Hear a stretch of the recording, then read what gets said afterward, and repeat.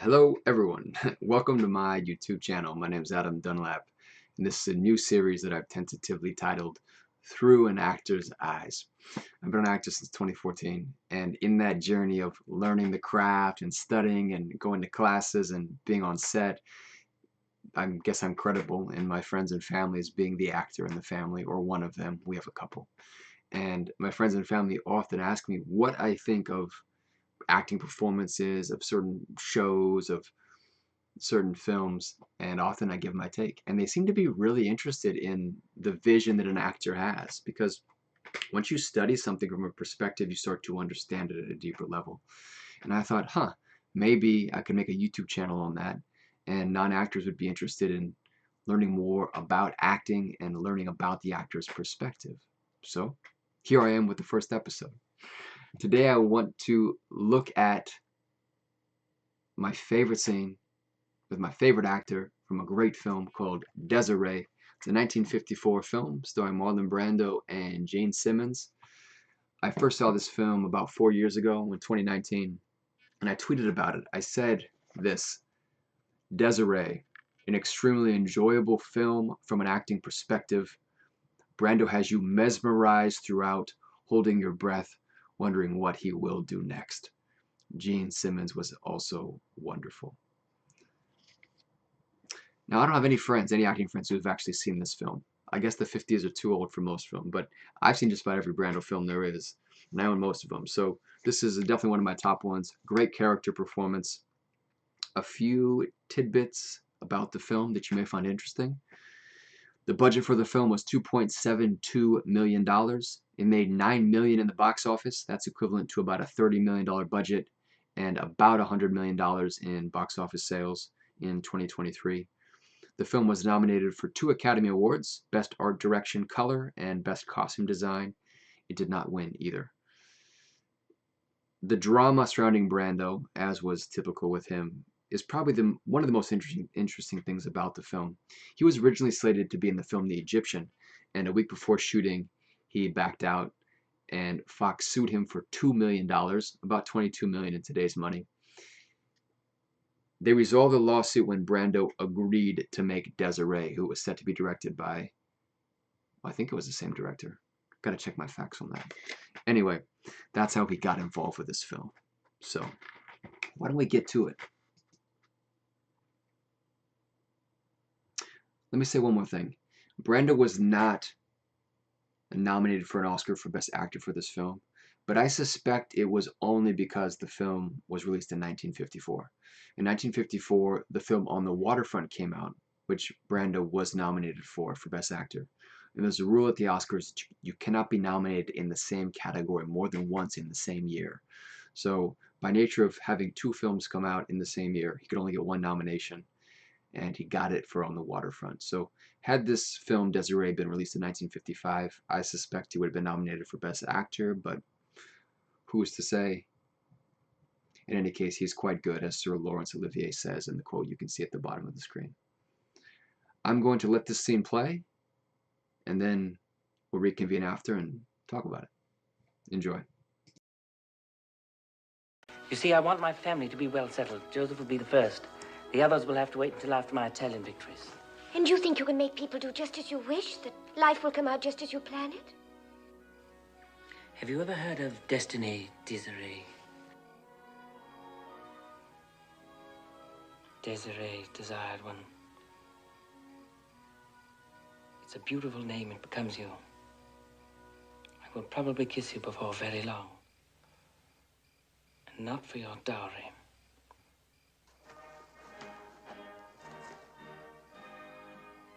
They play the Marseillaise every night in the park. It's always the last number.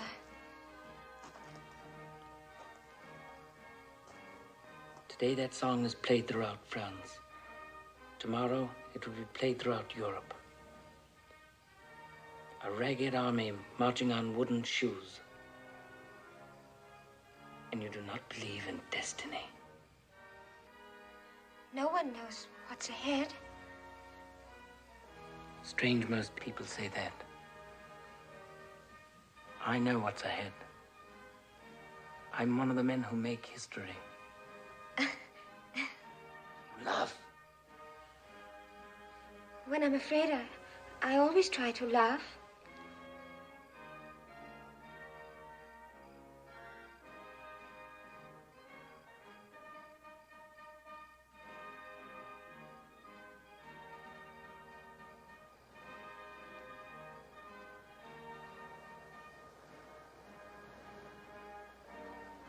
You lied. Wine is not strengthening.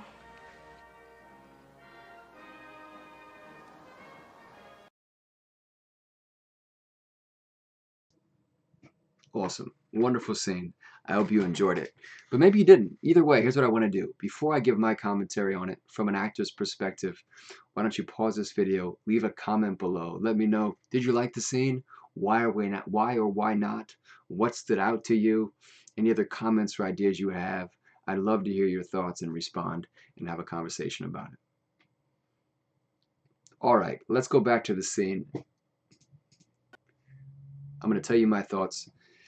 And the first thing that I notice in this scene, which I compel you to pay attention to here, is how Brando uses his eyes and his stillness. I don't think I've ever seen a performance where someone uses their eyes so intentionally and who moves so little. And as actors, we often talk about the eyes and we often talk about stillness. And those are two things, especially when we're critiquing ourselves in our auditions, that we'll talk about in class or in groups, or if you're experienced, you notice yourself when you're watching maybe a self-tape back, is you move way too much, your eyes are moving all over the place. And Brando is very intentional with his eyes. He barely moves them. When he does, it communicates something very clearly. And also his whole frame and his posture gets almost frozen in stone for some of these parts. So watch that as we go through the scene, and I think it's quite compelling. You see, I want my family to be well settled. Joseph will be the first. The others will have to wait until after my Italian victories. And you think you can make people do just as you wish? That life will come out just as you plan it? So he turns to her and watch. He never turns away over the next, I don't know, 45 seconds. And only moves his eyes like twice. It's really compelling. Have you ever heard of Destiny, Désirée? Désirée, desired one. It's a beautiful name. It becomes you. I love that line, by the way. I always thought it was a good pickup line. I've never used it, but it's a beautiful line. It's great writing. Now look, he's already fixated on something. And this is really strange. So as actors, we talk about looking at each other's in the eyes. And I forget why we do that. I mean, it's probably because we communicate through the eyes and it's a good eye line. It gives you something to focus on. Brando's focusing not on her eyes. He's focusing on her lips, as far as I can tell. And of course, that clearly communicates he wants to kiss her. It's almost pathological. It's also really interesting for some reason, given the character and what happened in the scenes before this. So, watch, he doesn't move those eyes. I will probably kiss you before very long. And then I love this part. She brushes him away and he doesn't move. And he still doesn't move. She backs away, he still doesn't move. It's so, I don't know, I think it's compelling, but as an actor, it's really interesting to see because, like I said, we talk about stillness, and this is the stillest I've ever seen anyone in a film. And to maybe the contemporary actors' credit, films are made differently now, and so you don't often have these 2-minute long scenes without a cut, and so actors aren't in as much control as they used to be. It's in the editor's hands a lot more than it used to be. So anyway, watch this. Brando comes in. He's fixated on what must be the band playing or something, and he's almost in a trance, and he doesn't move. He doesn't blink for like 30 seconds. Check it out. This is the best part of the scene, for sure. They play the Marseillaise every night in the park. It's always the last number.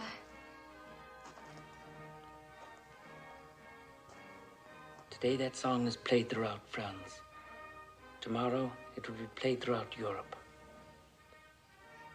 A ragged army marching on wooden shoes. And you do not believe in destiny. A low-key dig. It's so funny. No one knows what's ahead. Now watch this. Watch this. in a second he's going to come out of what seems to be a trance as far as I can tell. He slowly comes out of it in this really soft way, and that's one of the things that made Brando great, was something about his nature. I forget who was it. It was Edward Norton talked about it in a video. His Brando's, oh, what is it? I don't know. Anyway, you can see it here. It's really cool. Strange most people say that. I know what's ahead. Kind of comes out of it. It's like, I'm one of the men who make history. Love. When I'm afraid, I always try to laugh.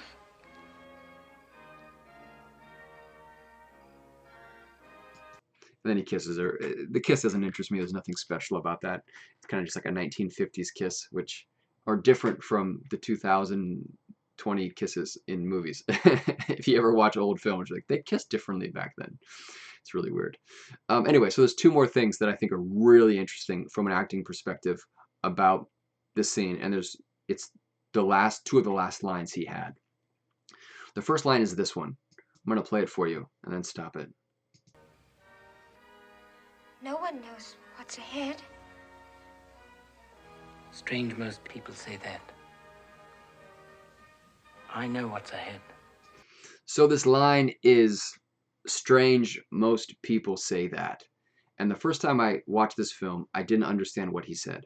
And I think I probably rewound it, and I still didn't understand, and then I had to use subtitles to understand what he said. And the line is, strange, most people say that. As if he's trying to say, it's strange that most people say that. The cadence is unlike anything I would have imagined anyone saying. And this is one of the things Brando does really well, and I notice it in his films. And when other actors do it, I notice it. It's when someone changes the cadence to something that you didn't expect. So if you read a line and there's punctuation and commas and periods, it's written in pauses. And sometimes as actors, well, I think there's a strong argument to follow the punctuation because that's what the writer has put their thoughts and ideas into. But there's also something powerful about getting rid of the punctuation. And that's because of this. Any actor who's worth their salt, at least any actor I've talked to, will agree that the words are the least important thing. They're the necessary thing because they tell the story, but they're the least important thing. What we try to find as actors is what's beneath the words, the emotion, the ideas, the intentionality. And as an actor, we kind of have to reverse engineer. So in life, we always move forward. And by the time you're saying something, it's coming from an idea or a feeling. But when you're given a scene or an audition, you're given the words first, and then you have to figure out what the character's thinking and why they're saying those words.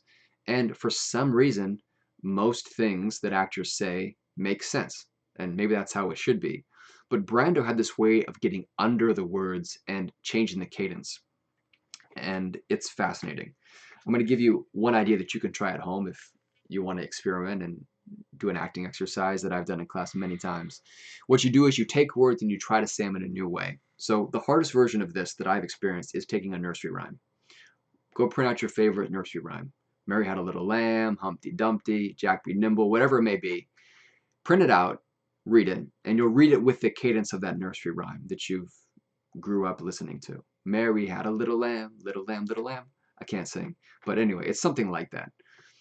Now, say the nursery rhyme in a different way. Say it like you're a politician giving a speech. Say it like you're a rock star performing the song. Say it like you're trying to seduce somebody. Say it like you're trying to intimidate somebody. Say it like you're speaking to a baby. Something like that. And what you're going to realize is it's actually really difficult to change the cadence of those words. And so I think this is kind of what we deal with as actors sometimes is there's a standard cadence and a standard way to say something.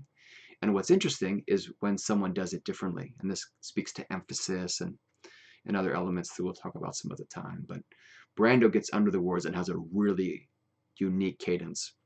When he says strange, most people say that, it's almost like strange most is a compound word.